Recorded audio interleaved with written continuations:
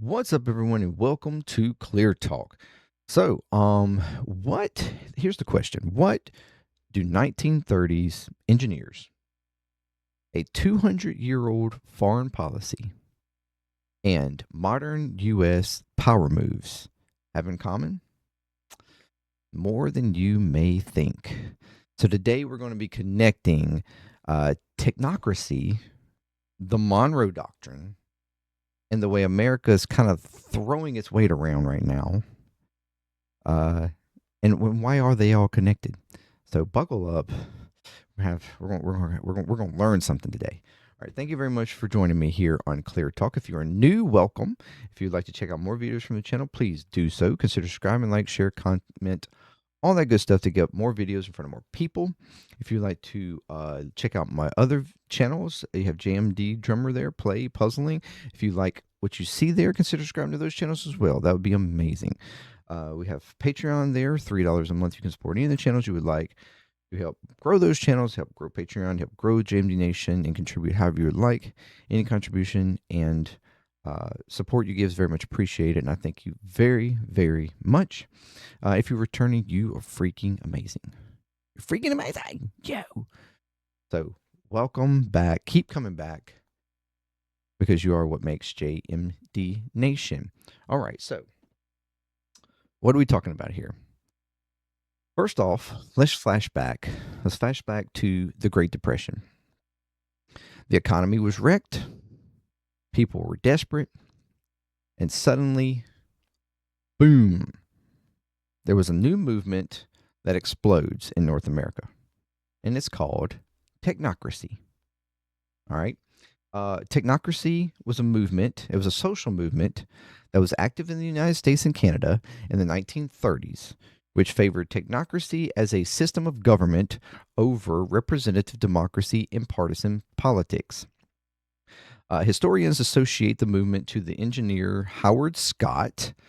He helped to create alliances, the Technical Alliance and the Technocracy Incorporated. The Technocracy movement was proposed replacing partisan politics and business people with scientists and engineers who had the technical expertise to manage the economy. Okay. The idea was to replace money with energy credits, to replace borders with continental technate, and to replace elections with scientific management. All right. It was bold, it was progressive and futuristic. And it almost caught fire.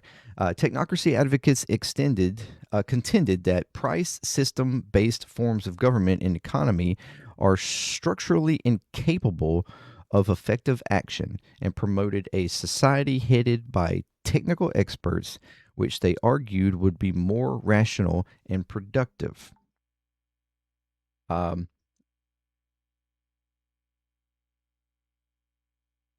Howard Scott has been called the founder of the technocracy movement. Near the end of 1919, he started the Technical Alliance in New York. Members of the alliance were mostly scientists and engineers. The Technical Alliance started an energy survey of North America, which aimed to provide a scientific background from which ideas about a new social structure could be developed. In 1921, the group broke up, but in 1932, Scott and others interested in the problems of technological growth and economic change began meeting in New York City. Their ideas gained national attention, and the Committee on Technocracy was formed at Columbia University by Howard Scott and Walter Rottenstraat, or whatever. The group was short-lived and splintered, but ultimately became two main groups: the Continental Committee on Technocracy, which was led by a Harold Loeb, and the Technocracy Incorporated, which was led by Scott. There were smaller groups that also were included in this or had a part in this. They're called the New Machine, the Utopia Society of America, and so on. There's several of them. Uh, at the core of Scott's vision was an energy theory of value. Since the basic measure common to the production of all goods and services was energy, he reasoned that the sole scientific foundation for the monetary system was also energy, and that society could be designed more efficiently by using an energy metric instead of a monetary metric. Um, in a publication in 1938, it was proposed technocracy is the science of social engineering, the scientific operation of the entire social mechanism to produce and distribute goods and services to the entire population of this continent. For the first time in human history, it will be done as a scientific, technical engineering problem. There will be no place for politics or politicians, finance or financiers, rackets or racketeers. Technocracy stated that this method of operating the social mechanism of the North American continent is now mandatory because we have passed for a state of actual scarcity into the present status of potential abundance, in which we are now held to an artificial scarcity forced upon us in order to continue a price system, which can distribute goods only by means of a medium of exchange, like money.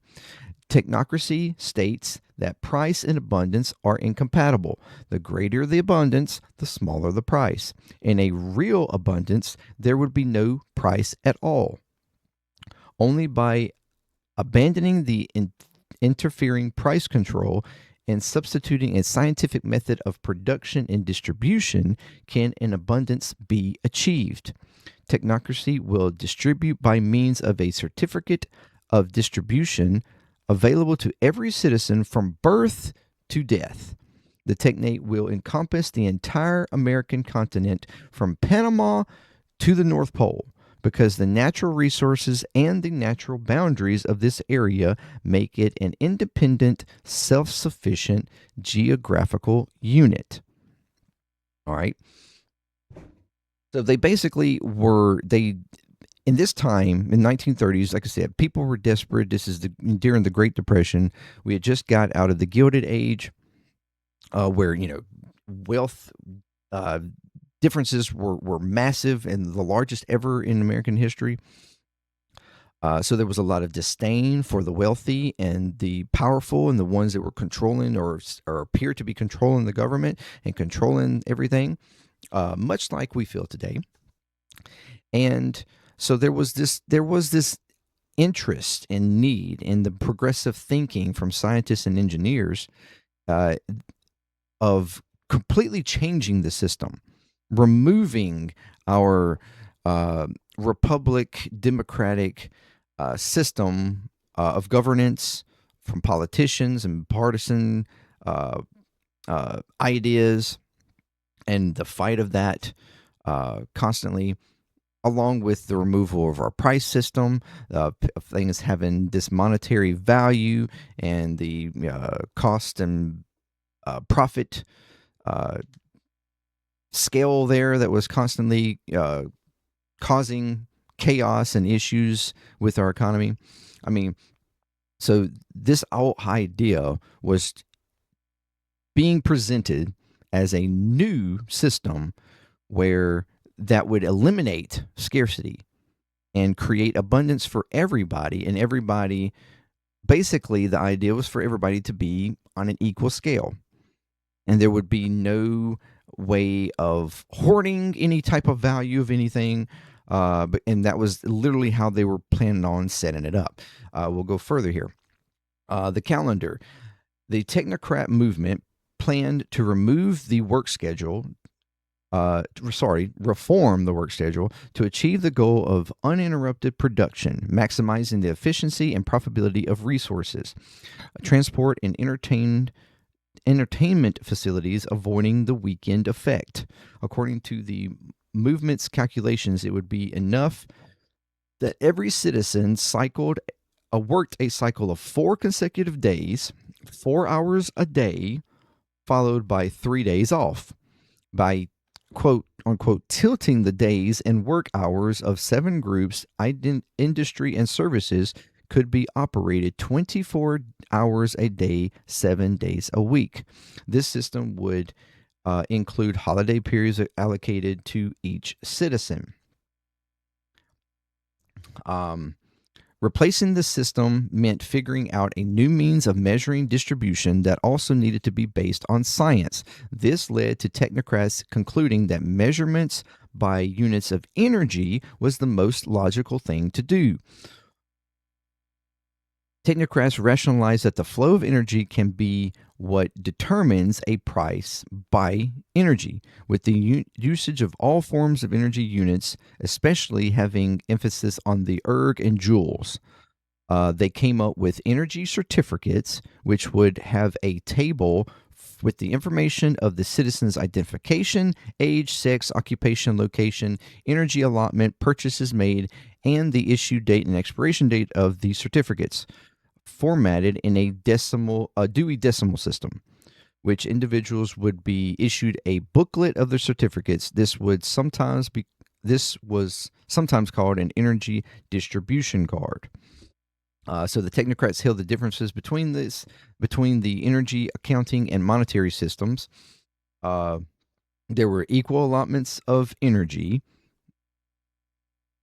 It was suggested that citizens under the workforce age of 25 would still have an allowance of energy totally independent from parents and guardians.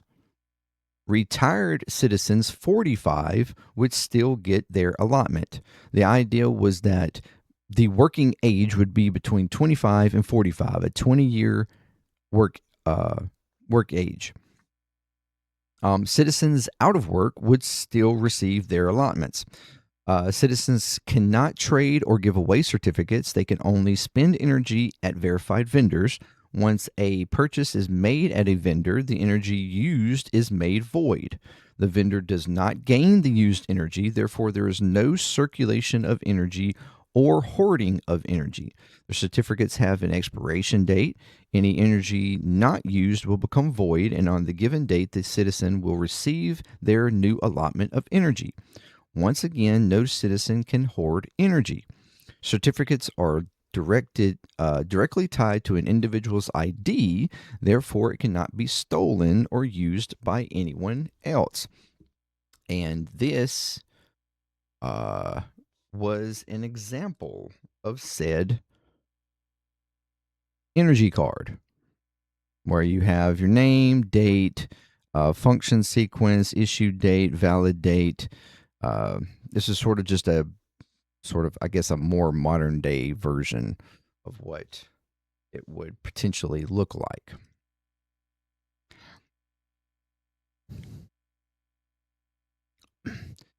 And in order to bring this all together, Technocracy looked at large areas with bona fide sources to enable self-sufficiency. A technate is practically a large body of land governed by a technocracy that only needs minimal trade. Technocrats had a strong belief in continentalism. Scott mentioned that in the case of forming a North American technate would be like forming a federation or union under the guidance of technocracy. So this right here would have been that. This is the map that is pretty much would be the technate, which would include, as you can see, where they talk about the Panama Canal and even some northern countries of South America through Mexico, Canada, Alaska, and even Greenland, all the way up to the North Pole. So the entire northern hemisphere of all connected and joint land with the United States. And this was the idea that if we had this as an entire, basically the United States would be all North America, and that would give us access to all resources necessary in order to literally become a self-sufficient body of land, a self-sufficient people, separated from all others.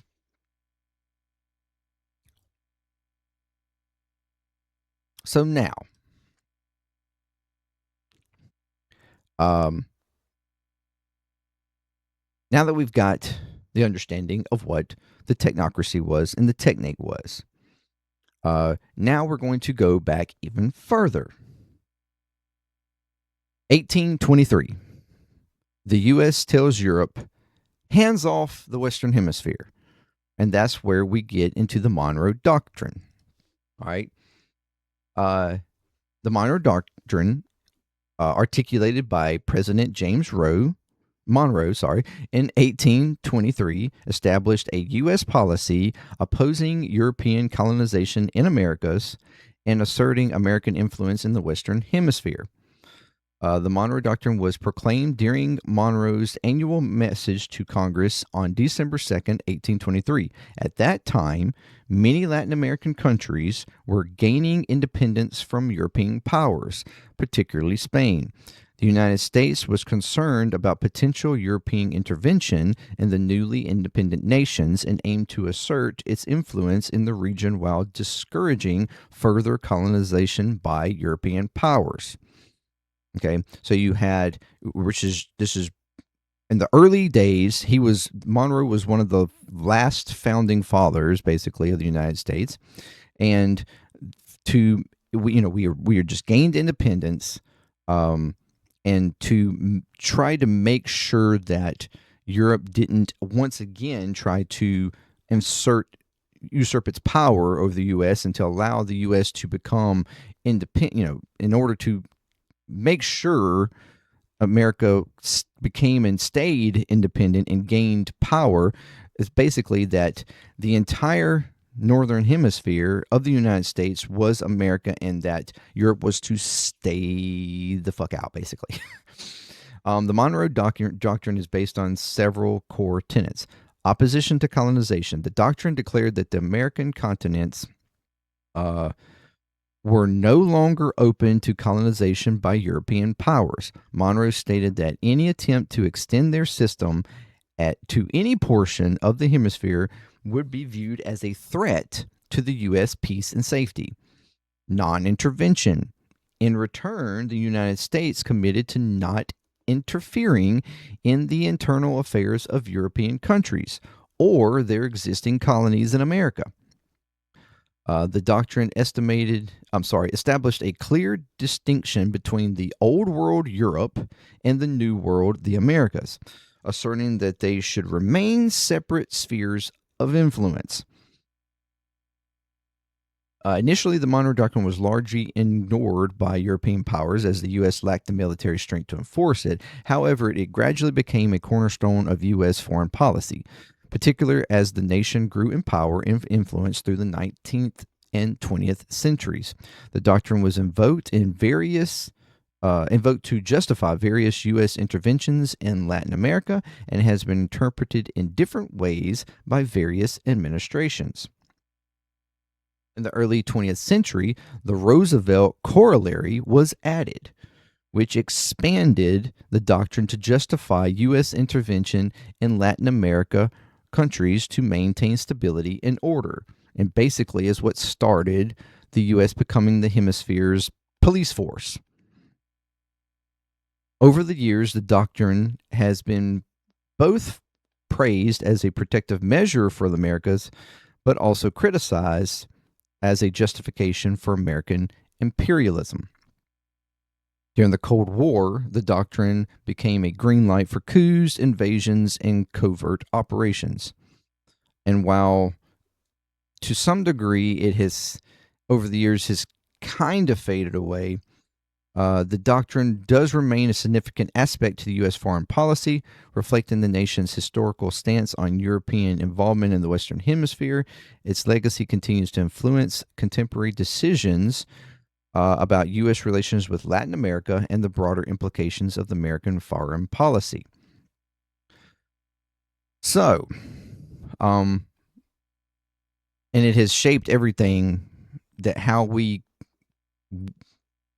interact with Central America and the Caribbeans, and is basically controlled our foreign policy on that stance.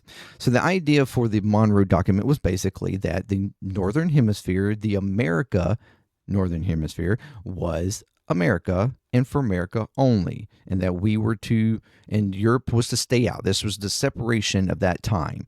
That was the America's main concern was Europe, because that's who we were concerned with. I mean, just and to make sure that the idea was no intervention whatsoever. It was all about trying to be diplomatic in all instances. No wars. It's basically an anti-war thing, and to stay out of intervention in anywhere outside of the Northern Hemisphere of the North of Americas. That was the intent. So what does this technate and the Monroe Doctrine have anything to do with what is going on right now? And that's what we want to get to. All right. When it comes to the doctrine, in walks Trump.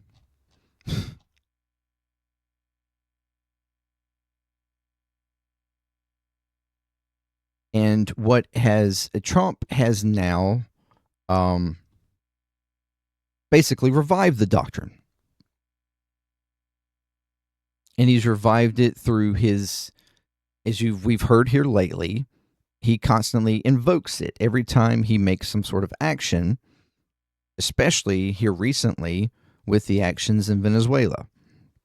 Venezuela has become a flashpoint for this. Trump's military intervention in Venezuela marks a dramatic escalation of the doctrine's historical trajectory. And Trump has even recently sort of rebranded this doctrine to be called the Monroe Doctrine. And it seems to be signaling a more aggressive and more personal sort of interpretation to what its original idea was. And it has been considered, to this point, like the intervention in Venezuela, as unconstitutional, a violation of international law, to justify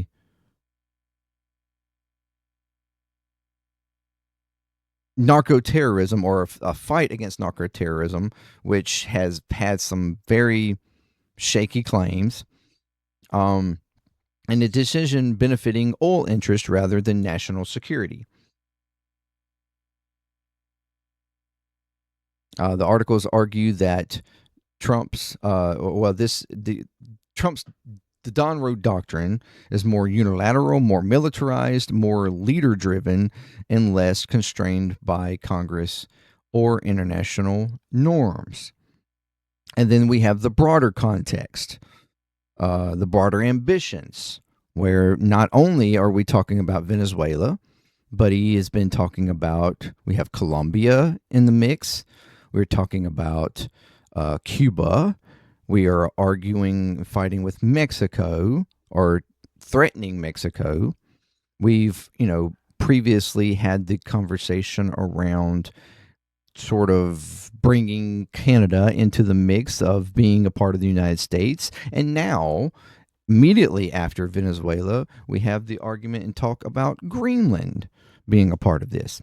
And if you think back to what I showed you before with this technate map, all that we were talking about here, we've had the conversation around the Panama Canal and making sure China didn't control there, making sure Russia and China didn't control Venezuela, making sure Russia and China doesn't control Greenland. And that's all the context in which all this is being brought together. And when we look at it, this is all kind of shaping out to be this broader North America. And this technate of America very much, while and historically doesn't really connect so much with the Monroe document, although the idea behind the Monroe document very much so shapes this technate to some degree. It wasn't necessarily that they one influenced the other by any means. But now, looking on the more modern context of it and the ambitions of Trump when it comes to foreign policy, particularly in our neighborhood, in our backyard, so to speak, as we talk about,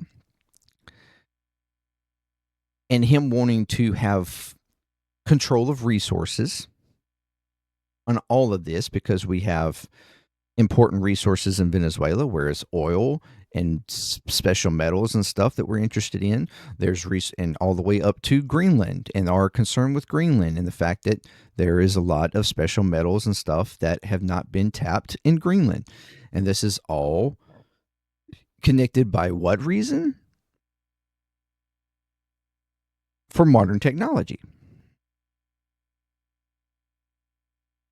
So Trump is using the Monroe Doctrine and the idea of having full control and or at least full atmospheric domination for the American hemisphere, and making sure that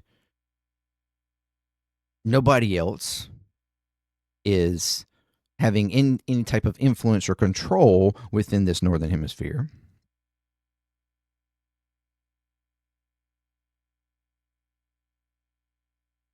Along with the advancement of technology and AI that has forced us into the need for trying to gain access to resources, is really starting to shape out this whole idea of this technate. And it's not even necessarily that I think Trump is even interested in the idea of the technate system, so to speak.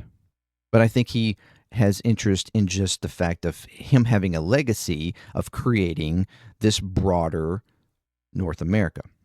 All right. But there is somebody of modern time that I do think, let me say that right, that I do think has a interest in creating this technate state.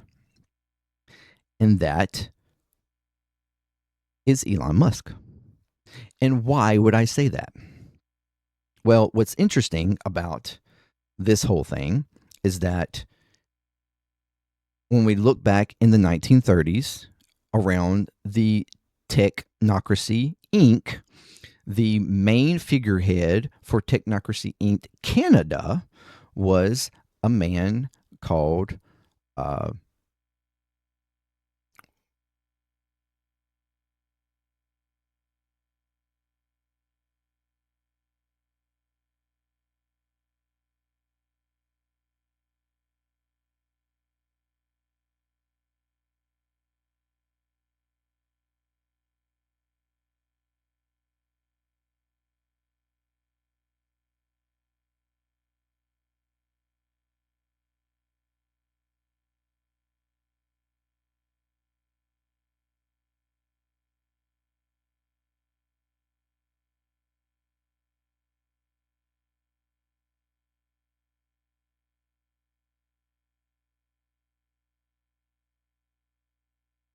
and now why do I think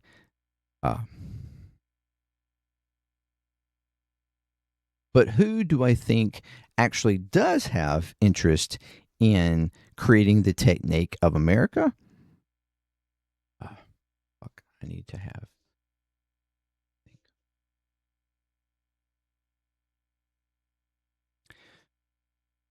But who do I think does have interest in creating The technique of America? One Elon Musk. And why would I say that? Well, let's go back to 1930 and the Technocracy, Inc. The main figurehead for Technocracy, Inc. in Canada was a man named Joshua Haldeman. Who is Joshua Haldeman? Well, he is actually Elon Musk's maternal grandfather. That's right. Joshua Haldeman was the main figurehead in Canada for Technocracy Inc. When Technocracy Inc. was banned in 1940 because of their opposition to the war, he was actually, I think, imprisoned at some point. And then in 1943, when they unbanned it because the organization started to sort of actually give support or assistance in the war efforts, he was released. And after that, he moved to South Africa, where he continued on his studies and working on this idea or whatever. He had a daughter, and of course, that daughter had a son, and that son is Elon Musk. And we know Elon Musk comes from South Africa. And so he very well would have knowledge of this technique state that he more than likely heard or learned about from his grandfather and, you know, his life and history and what he advocated for. And what did Elon ultimately go into? Technology, automation, AI. He now controls Tesla. Or he, helped to, he's the CEO of Tesla, SpaceX, Neuralink. And he has, full idea of automation and AI and for technology to take over and eventually eliminate the need for human labor. That's the whole idea eventually. And even him colonizing Mars, his opinions on that, which just sort of branches and takes some concepts of technocracy even further. So he very much has an interest in creating this technate of America, which was the original idea of his grandfather to begin with. And while I think at first this was one reason why Elon immediately was brought into the administration at the beginning of this Trump 2.0. And one idea, of course, is to completely change the government system. And Elon Musk came in, they created Doge and tore the system, tried to immediately, like a bull in a china shop, break all the agencies and created all this chaos in the name of eliminating waste and fraud and abuse and all that stuff.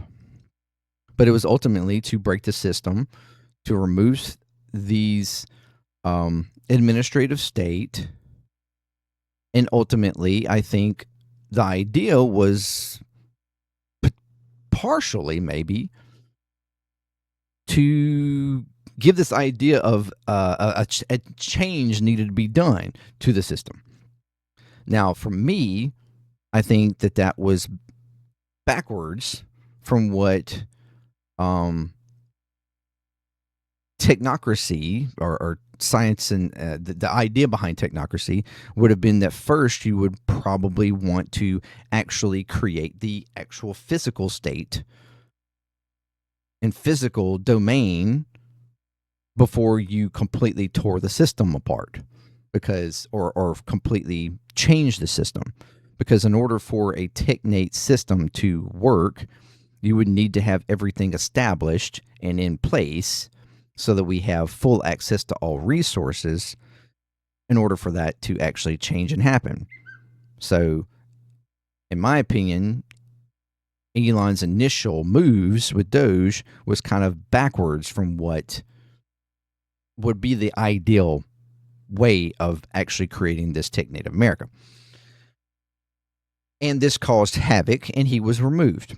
But now, interestingly, as soon as Venezuela and Maduro is removed, and we have these first act of Trump claiming that we now run Venezuela, and then all the threats to all these other countries, and even the claim of trying to take over Greenland, who does he have a meeting with? He has a meeting with Elon Musk. So now he is being brought back into the fold. And so that I think very much that there is a possibility that there are two ideas. Trump more on the Monroe Doctrine side of like land and resource dominance, with where he claims that he's anti-war, but he doesn't mind using military actions to take over what he wants to take over and what he wants to claim to create this very aggressively. And then the technique side with Elon Musk and other technocrats around the world, and all the CEOs and major players with corporations and stuff, the idea of creating this to where they would be in control of, through their corporations and stuff, control of a greater North America. I think there's a very good possibility of this. And it's, with all the events that are happening, it kind of lines up. And what's interesting is that this started to actually rear its head back in 2013 when people started coming back together. There was some publishments made in newspapers or whatever. They created the Technocracy Inc. website.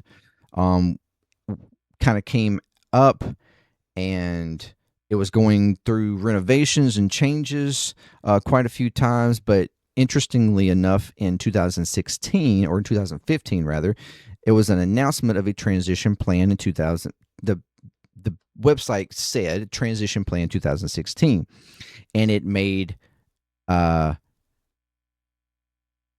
announcement of an online meeting in April of 2021. Well, what happened in that span of time? We had Trump come into play in 2015 out of nowhere, claiming that he wanted to be president. He wins presidency. A lot of these claims of him wanting to, of interest, Panama, Greenland, and Venezuela and stuff like that, kind of came, it was mentioned and talked about in, some actions attempted in his first administration, but ultimately it didn't work out. And I think that was mostly because Trump didn't have certain people in his administration that would fully support what he wanted to do. And so he was kind of held back, in so to speak. But then, after 2020 in the elections, he creates this sort of room of the previous president, where he starts having all these kind of interviews or meetings and stuff with prominent Republican figures and tech bros and stuff. And there was even a meeting, and this was all in 2021, and there was even a meeting that stated at one point that he was having a meeting with a South African tech guy, although it was never released who that was. But coincidentally, also in 2021, around the same time as this meeting, Elon Musk was also having some kind of thing going on in Florida around that time. And he was there for about a month with the activities that he was claiming he was doing. So it's very possibility that this meeting that Trump claimed he had with a South African tech guy was actually Elon Musk. And then fast forward to Trump 2.0, Elon immediately gets in. There's a bit of a clash, and he's removed. But then now he's back into play. So there is this clashing of these two ideas that I think are going on. And ultimately, the idea is that this combination of these two old ideas and opinions, or old ideas, being brought about in a more modern policy kind of power hungry way, in my opinion, kind of a bastardization of the ideas in both directions, that ultimately is going to create the fears that were around both the Monroe document and Technocracy back in the 1930s. And those fears were of potential authoritarian rule, authoritarian power that many feared the Technocracy would create because of the removal of democracy, a democracy-driven government, a government driven by and voted in by its people, and bringing in a government that was more expert-driven and people that were appointed rather than voted on, and that would ultimately gain its way to corruption and authoritarianism, which, funny enough and ironically, was the argument that technocrats had against the existing forms of government, was that they had potential for corruption and too easily could be driven to authoritarianism. So there's this clashing back then that prevented this idea from really gaining enough strength to actually become a major argument for system change. And those same arguments are now being had, in my opinion, for what's happening now. And that we are seeing the fears of what drove out those ideas in the 1930s being used to actually implement those ideas today.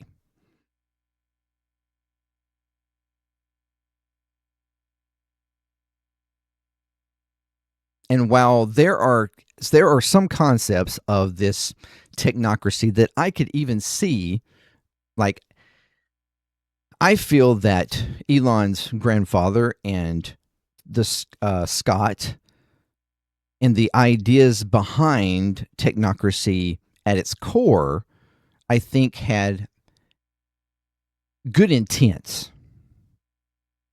Just like a lot of systems maybe have good intents initially, But like every system, there's always this fear of that one person or that group of people that have nefarious intents that could somehow get into play or get into power and corrupt the system and ultimately use it against the very people that the system is trying to help. And we've had all these years of the current system becoming more and more manipulated and more corrupted and less about, and that's the argument that we have for the current system, less and less about the people and more about the powerful and the corporations and the billionaires and everything else. The next step, the fears of the technate system and what it could have brought about from its argument back in the 1930s, I think has been noticed and seen by these powerful elites as a next step in gaining ultimate power.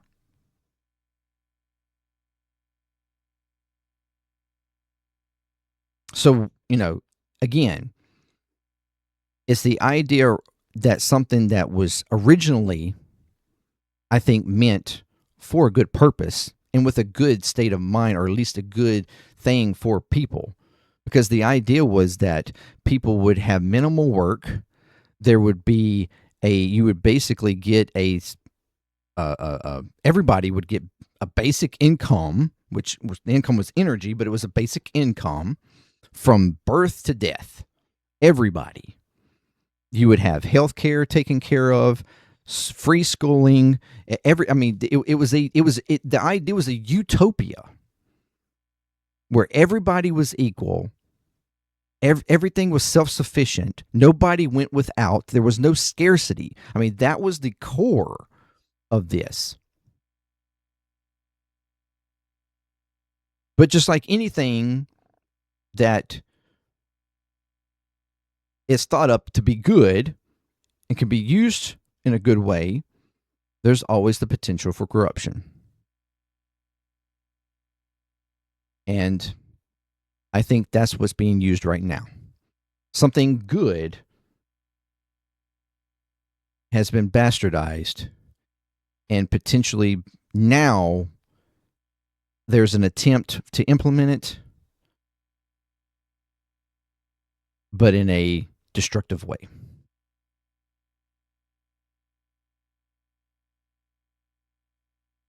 But what do you think? Do you think that this system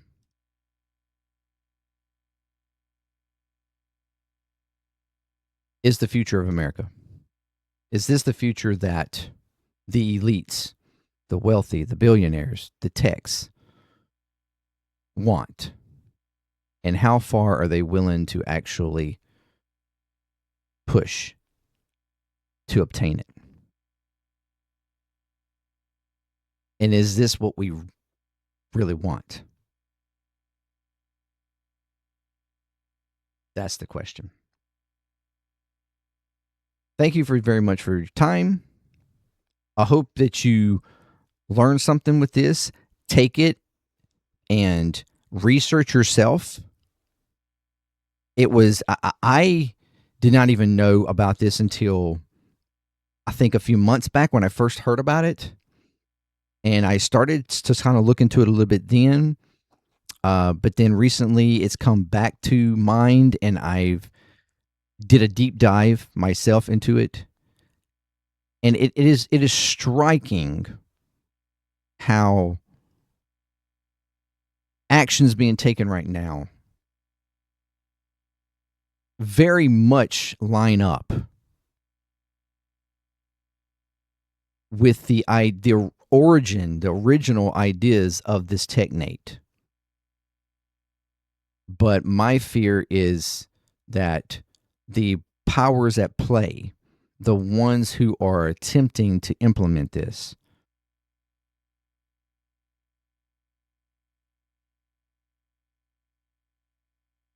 could be attempting to implement it in the worst possible way,